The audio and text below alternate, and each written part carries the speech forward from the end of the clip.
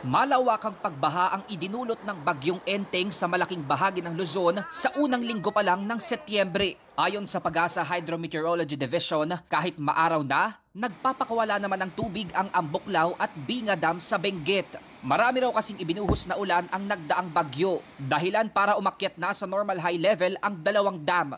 Actually, yun nga yung isang kinatakutan, yung ma-reach niya yung normal, baka mag-collapse, lalo mas nakakatakot yan. Yung mga nasa low lying nun is baka ma-wash out. Sa kanilang huling datos, 751.60 meters na ang level ng Ambuklaw. 0.40 meters na lang ang pagitan sa normal high level na 752 meters. Gayon din sa Binga na 0.32 meters na lang, maaabot na ang pinakamataas na elevation. Pero nilinaw naman ng Pag-asa na wala pang dapat ipangamba ngayon dahil sinasalo ng San Roque Dam ang pinapakawalang tubig ng Ambuklaw at Binga. Bahagi rin daw ito ng kanilang paghahanda lalo't inaasahan pa ang malalakas na bagyo at habagat bunsod ng nagbabadyang La Nina. Kaya asahang magtatagal pa ang pagpapakawala ng tubig hanggang sa mga susunod na araw. Papasok pa yung La Nina, so asahan natin na marami tayong lugar na medyo babahain. Tapos ito ng dams natin is papakawala ng tubig. Kaya lagi namin pinapaalala is mag-ingat tayo.